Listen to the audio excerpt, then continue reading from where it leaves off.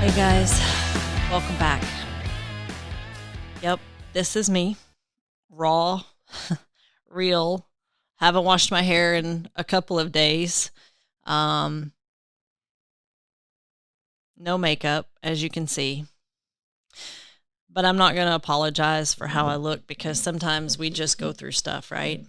And sometimes there's going to be times that I come on here and I'm just totally me and I'm not made up and I'm, not in cute clothes and I think that's just part of me unfiltered, really. I mean, you can't try to do all of it all the time, right? So, little something that I want to talk about today, and we're back to using this mic. Good stuff. I want to talk to you today about my grandmother. I left on my trip to Kansas City, Missouri last week, and we had Zing Fest, which is our annual or semi-annual conference with Xyngular. And I was actually a speaker on stage, and it was really cool, and it was a great experience.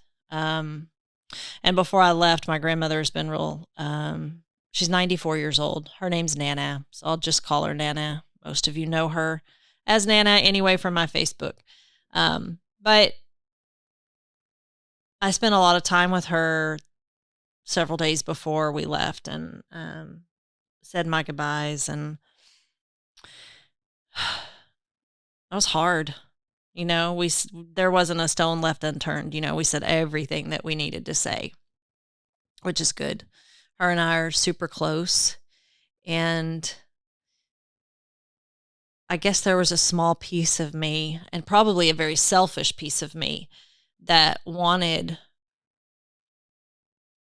her to pass away while I was gone, because we had already said our goodbyes, and I knew what I would be coming home to if she didn't. She's on hospice right now, and she's like, today she's had 3 bites of Jello and a little bite of ice cream and some water. You can just hear her tummy gurgling, and they have her on morphine and some other medication for her anxiety just to keep her calm, And it's hard to watch, she's 4'11". She weighs about 75 pounds now, if I had to guess. Y'all, this woman was like, she's everything to me.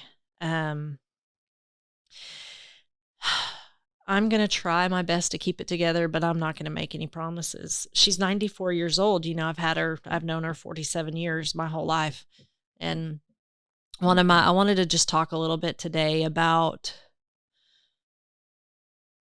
why I do what I do. A lot of people say that they don't want to be that girl. They don't want to be that girl that sells stuff online or that girl. I don't want to be a salesperson. I don't want to mess with that stuff. But let me tell you, that girl, being that girl and stepping out of my comfort zone and being that girl that helps other people allows me to be with my grandmother whenever I want to, however much I want to, because I can take my phone and I can work from my phone while I'm laying next to her and she's sleeping or whatever the case may be. I went today and picked up Chick-fil-A nuggets for the family and just brought something to eat there. That's what this is about. So you don't want to be that girl? Okay. You're crazy not to want to be that girl or that guy, for that matter. The time freedom that this has given me to be able to be where I need to be for my family. If I had a real job, like, this is not that this isn't a real job, but if I had like a corporate job, a 9 to 5, 8 to 5 job, I would have to figure out how to get the time off. I would have to figure out how to make up the time if I didn't have it available. Do you know what I'm saying? Like, I went through that when my uncle died, and there were like 3 days I just took without pay because it was more important to be with my family than anything. And so, like, today I was sitting there with my grandmother and I got notifications that I'd received payments, and I got like over $800 in payments today while I was just sitting there with my grandmother. but you don't want to be that girl. You might want to think about that, or that guy. Helping others has allowed me to do what I want when I want and still help other people at the same time. I know a lot of you think that this isn't something for you, or that you can't do it, and I thought that too. I was like, oh my gosh, this is not for me. This is not something I can do, but it's not selling anything. It's sharing your story and offering people an opportunity to do what you've done and just teaching them to do the same. It's not rocket science. It's simple. So I just want you to know that and give you permission to be that girl or guy and just try it. Like, even if you don't know if it's for you, try it. What do you have to lose?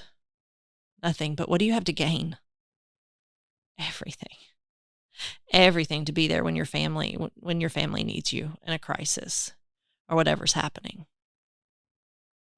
And everybody grieves differently. It's really hard. There's been a lot of, my eyes are probably puffy. My brother drove in this morning from Denton, and he stayed for 3 or 4 hours, and then he drove back home, and, he wanted to be able to say goodbye to her. And we all, like I said, we all grieve differently. Some of us are snapping at each other and saying ugly things to each other, and there's been a lot of controversy surrounding, my family and the things that I've posted on Facebook of my grandmother.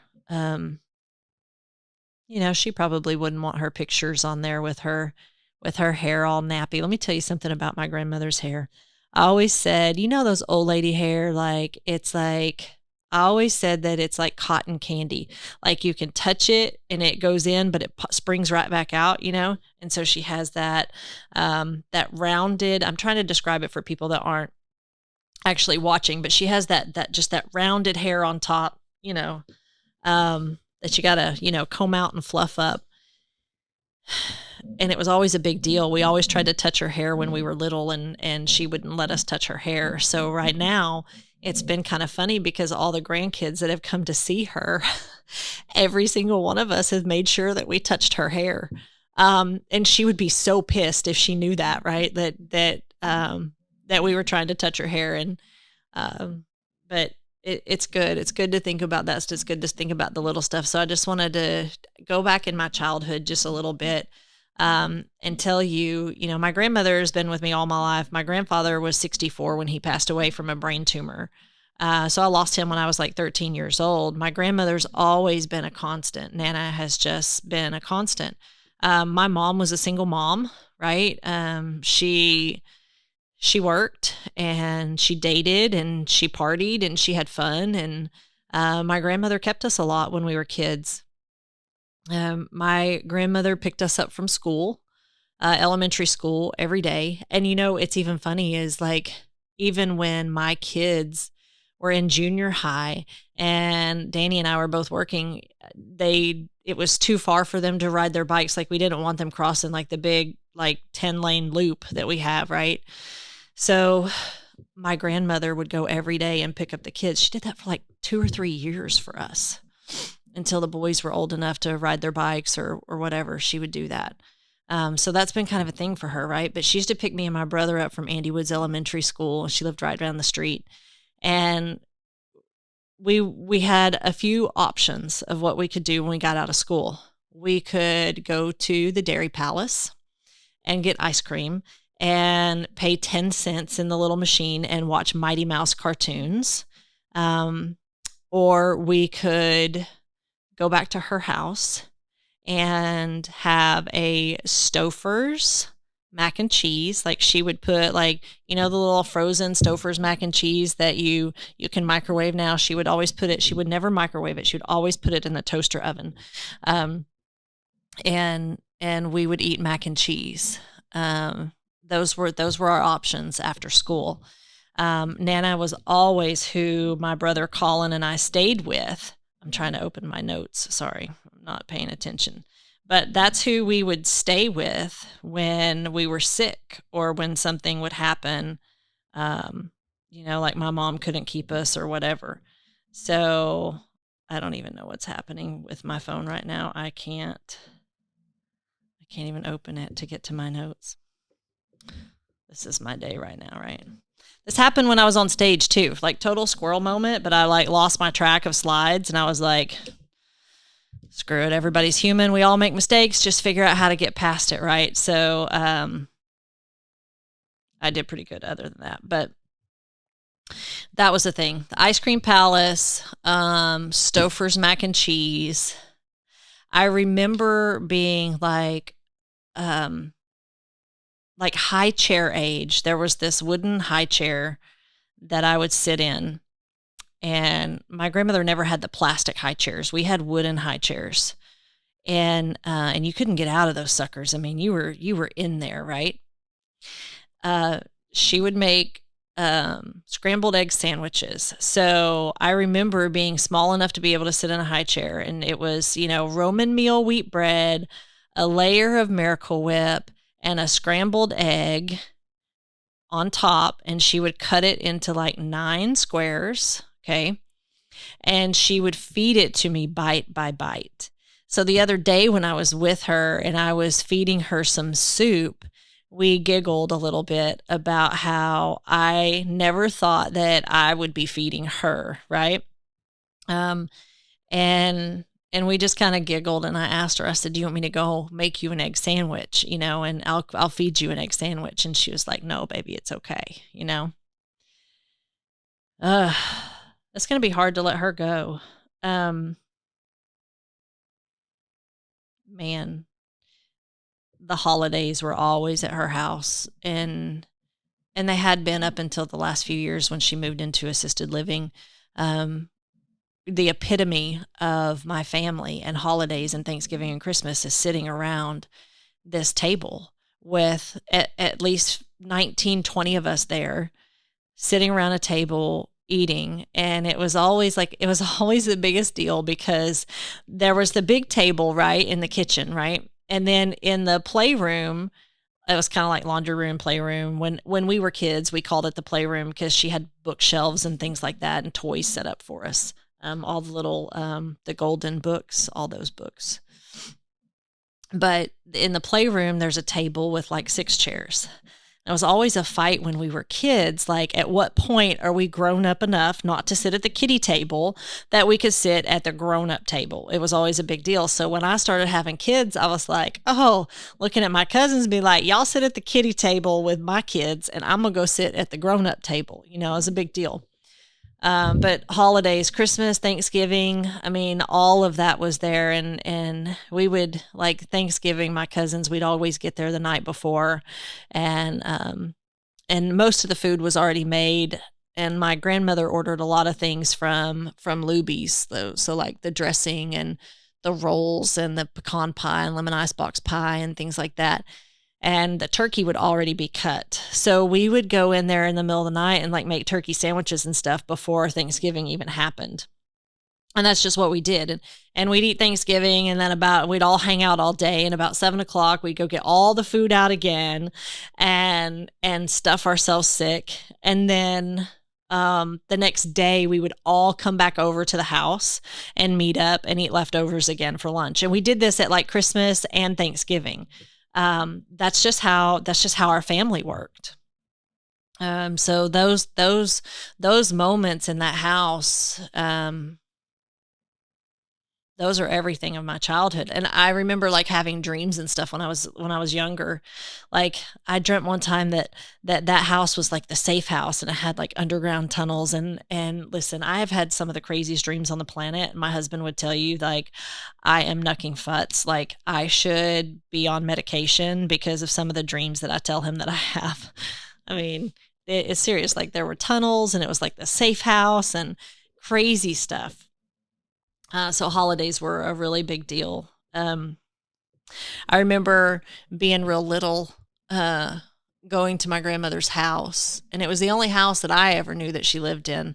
Her and my grandfather built that house in, in the 50s, I believe. And I remember her telling me that they bought the house for $35,000 as a 4-bedroom, 3-bath house. Okay. And she said that she had a choice between air conditioning or a fireplace. Those were the upgrade choices that she had. So she chose air conditioning over having a fireplace. And I'm super grateful for that for these days. The backyard has a rock garden. I mean, it's where we used to Easter egg hunt. It's where we used to do all this stuff, right? So that house is just, there's so much significance for that house. And it's not the same with her not there. You know, my mom lives in that house and my grandmother's in the assisted living. And my mom always says, well, how come you never come over to see me? And I'm like, well, who wants to come to Nana's house if Nana's not there? You know what I'm saying? Like, that's kind of the, that's kind of the attitude that most of us have. Why would we want to be there if Nana's not there? We're going to go where Nana is, right? So one of the things she used to do when I would come to her house when I was little is we would walk up and ring the doorbell, and she would open the door and she would say, "Hi, do." That was always her thing. Hi, do. I don't know where hi, do came from, but that's what she always said, and it was the cutest thing ever. And I know I've kind of described her, but y'all, she's just this when she's healthy. She's still probably only about 90, 95 pounds and 4'11", and her shoe size is like, I don't know, a 5.5 maybe on a good day. And her hair probably makes her about, I don't know, maybe she's only 4'11" with her hair. That might be true. She's real short, and all the women in my family are real tiny, petite women, very tiny, petite women. And then you've got me and my brother, and like all the girls in the family are tiny, petite. But then you got me and my brother, like these Amazons, right?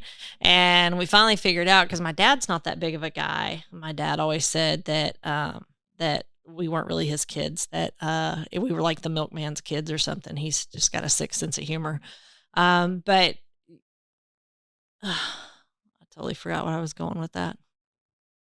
Oh, so we figured out my aunt on my dad's side is where my brother and I get our traits from, because my aunt's like 6 foot tall and just real big boned and all that. So I'm definitely not a petite girl. Neither is my brother's not a petite guy. So I guess that's where we got it from. But Nana's tiny. She's T90, and like you take a picture of all the girls in the family, and I'm literally like a whole head taller than everybody in my family. It's hilarious. I just have such great memories about her. And I was a terrible kid, right? Terrible kid. I remember the story of my grandfather. Oh my God, he beat the shit out of me that day. I was like 5 years old, and I didn't like what he was doing. And so I told him no. He told me to do something, and I told him no, and I spit in his face. Oh my God, can you imagine like spitting in his face? And I remember his face turned red, and I just took off running. And I ran 2 houses down to Mr. and Mrs. Cavalier's house. And I said, oh my gosh, my pawpaw is going to kill me. I need to hide. And so Mr. Cavalier let me hide behind his recliner. And my grandfather apparently drove up and down the street looking for me, and finally came to the Cavalier's house. And Mr. Cavalier gave me up from behind the chair. And my pawpaw took me back to the house. I was so scared. Oh my gosh. And he got a switch from the little willow tree. And I remember he was holding my hand, and I was running around in circles, and he chased me with that willow branch and just tore my little ass and my little legs up. That's what's wrong with kids today. There's not enough switches, for sure. Because I never spit in his face again after that. But I remember my grandmother, she said, "Oh, baby." And she took me in the bathroom, and she put Neosporin on all of the little whips and stuff on my legs. Man, I never talked back to that man again after that. I was like 5 years old, and he was not playing. He was for serious. But I loved him nonetheless. He was the best grandfather in the whole world. He used to do stuff to totally gross us out. Like he would fart and be like, "Oh, did you hear that frog?" Or he'd like step on the water bugs. When it got cold and the water bugs would come in, he'd walk through the kitchen, like step on one halfway with his sock, and he'd laugh like this evil laugh, and he'd pick it up and hold it up, and he'd push the button. They had this like, instead of a switch for their garbage disposal, it was like this really cool little button at the front of the cabinet, right? So he would push the garbage disposal and drop the water bug down the water disposal. Those are those big like flying cockroaches. If people don't know what a water bug is, that's what we call them in Texas. But you could hear it crunch. It was awful. Like some of the stuff that he did to us. I mean, he was just funny, but he was super fun, and he would take us really fast down the hills and things like that. But my grandmother was always there too, and taking care of us, and when we were sick, and especially like when my brother and I had the chicken pox, she took care of us, and of course I gave the chicken pox to my aunt, who was pissed. But it was good times, Christmas presents, and always having Christmas at Nana's. I mean, it's just good stuff. She's my heart, and everybody in the family knows that I'm closer to her than I am at anyone in the family. And her and I just we have a really special bond. And hold on a second. Sorry, I needed a drink. We have a really special bond, and I think sometimes that my mom and aunt and uncle really feel like they were cheated, because they didn't have. My grandmother went through some depression and stuff in her earlier years of being a mom, and there was some abuse from my grandfather, and I think they grew out of that eventually. But I don't think that, I think that she was a better grandmother than she was a mom, if that makes sense. And so I think there's a struggle in our family with how close I am to my grandmother. There's a little bit of jealousy there, and it's warranted, right? Because, I mean, I didn't ask to have that relationship. I just have that relationship. We've just always been, we don't bullshit each other. We don't lie to each other. We tell each other the truth no matter what. And we just have that relationship. And she's one of those people that she's real manipulative. My grandmother is the queen of manipulation. She's real manipulative to everyone else, but I don't play her game, right? So I call her out on it.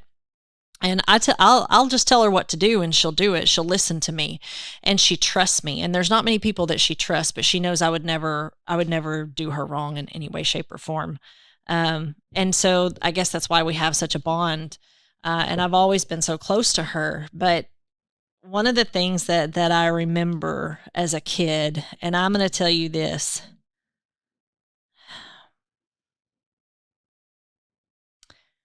When she passes away,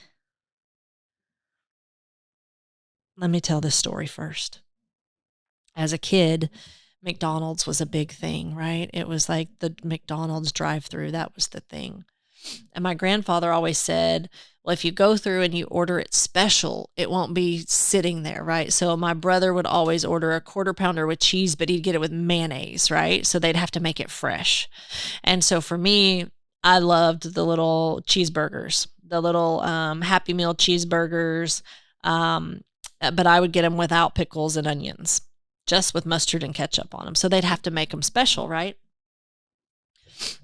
And we would go back to their house, and my grandmother, we would sit at the table, and she would get a placemat out, and she would get a paper plate, a Dixie paper plate, and she would put my cheeseburger and pour my French fries on the plate. And they never bought ketchup. They never got ketchup packets at McDonald's.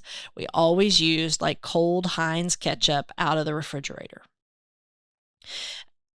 And so that's how I've always eaten McDonald's. And I don't eat McDonald's. I used to eat it all the time before I lost weight, right? And now it's probably something I treat myself to once a year, because I love the shit out of McDonald's cheeseburgers. And now it's so weird. I get them with all the stuff on them, but I scrape it off. But I like the aftertaste of the onions and the pickles. It's kind of weird, but I'm a weird person when it comes to food. But here's what I can tell you, that when she passes, I'm going to go eat me a freaking McDonald's cheeseburger Happy Meal with some cold Heinz ketchup on that paper plate. That's what I'm going to do. And I thought about not even doing the podcast today. And I didn't want to, when I'm one of those people that when I make a commitment, I do it, like no matter what's happening, I just tough it out and do it. And, I thought about not coming today, but the more I thought about it, I thought, well, but wait, if I come here and I do this, I can have the opportunity to talk about her and honor Nana. So I hope I haven't bored you guys to death. I was trying to talk my brother into coming up here and doing the podcast with me and being a guest so we could just kind of banter back and forth and talk about memories about our grandmother. But he was not down for that today. He was like, no, that's not going to happen today. So I'm trying to think. I wrote some things down. Another thing she used to do, and she still does to this day. Well, not in the past few days, but up until recently. She always stood outside the front door and watched our car until we turned the corner. Like, she did not go back inside until our car was down the street. And it didn't matter if we were 5 years old in our parents' car or 17 years old in our own car. She always walked us out and she watched us leave. And even in the assisted living facility, she would either, for a while there, she would walk me all the way to the front door, right? And then when she started getting weaker, she just couldn't make that long walk down the hallway. So she would stand at her door and blow me kisses, you know? And I always had to make sure I turned around right before I turned the corner because she was still standing there watching me leave. And that's something that she's always done since we were little. And to me, that's harder, right? Just sitting around watching somebody leave. That's harder to do. So, that's, those are my memories. And one of the things she was talking about when she's been losing her memory for a couple of years now. And she said to me, she tells me all the time, you're so precious. And I tell her, no, you're so precious. And she'll ask me a question and she'll say, what do you think about this, baby? And I'll be like, I don't know. What do you think about this, baby? And it makes her chuckle, when I tell her she's precious or when I call her baby or just mimic whatever she's saying. It's a good chuckle. And she laughed the other day when I was there, and I was laying my head next to her last night, and she was worried about me being uncomfortable. She said, oh, baby, that's uncomfortable. But, the interesting thing is we came in from the trip, and I always on these trips that I take, I always sit down with her and show her pictures of the trip. And she actually said to me yesterday, I said, I'm back from my trip. And she said, oh, I wish I could see the pictures. It was hard to make out what she was saying, but that's what she was trying to say. And I was like, I wish I could show you the pictures. I wish I could show you the video of me speaking on stage. You would have been so proud. And she would have watched that whole video. She probably wouldn't have heard half of it, but she would have watched it, I hate that I don't get to share that with her. But what my mom and my aunt said was, like, when I walked in last night, and I'd been gone since Wednesday, so yesterday was Sunday. When I walked in and I started talking, she says, baby, like she knew I was there. She knew my voice. She knew all of it. Right. And I was like, my aunt said, it's so interesting. She said, that's really like the first time she's talked all day long. There's this really loud motorcycle going by. I don't know if y'all can hear it, but I can't even think myself, it's so loud, or if it's a truck or what. I mean, it's just incredibly loud. Like, why do people need vehicles that loud? It's crazy. Anyway, I digress. I don't even know where I'm at now, but she didn't really talk all day until I got there. Like, that's how close we are. And they're like, well, if we can't get Nana to do it, then Allison can. Like, she'll do things for her that she won't do for other people. Man,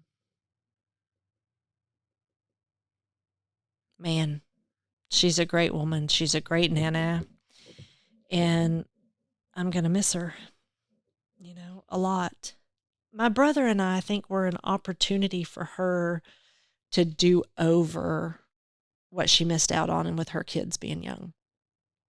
My grandmother's never worked a day in her life except for being a mom.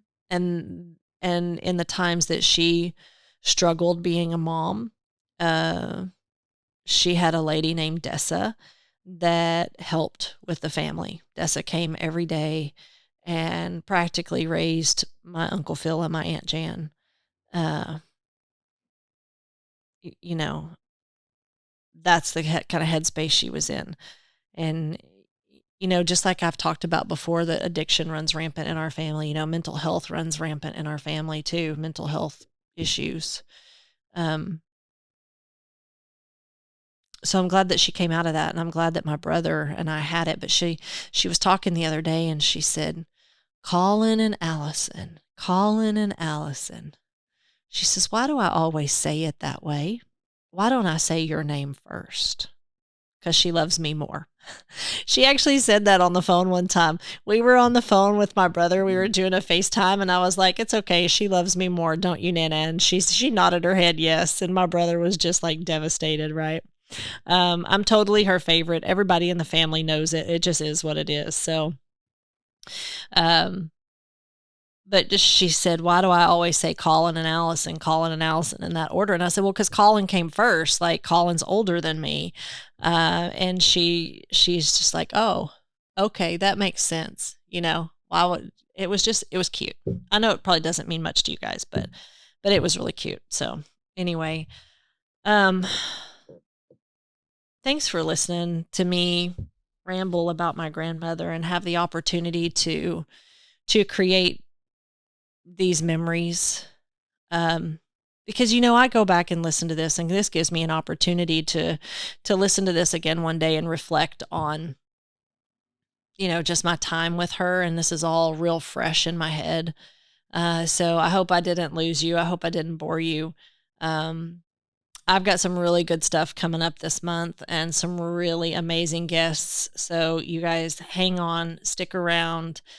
And please, this is not going to get out there if you don't share this. If this is worth you listening to and you like this podcast, please share it. Please post it on your Facebook, on your Instagram, wherever. Just subscribe and share it. I'm begging you to do that. Don't just walk past that, help your friends out, share the love, share the podcast. Okay. I want to give a shout out to Kimber Creek Media for the use of this amazing studio time. And I also want you to know you can find us on YouTube, Apple Podcasts, Google Podcast. Oh my gosh, there's so many of them. All the podcasts. Spotify, that's another one. Anyway, thanks for letting me kind of vent today. I needed that. I appreciate that, and I appreciate you very much. I'm going to go now and go back to my grandmother and hold her hand a little bit longer.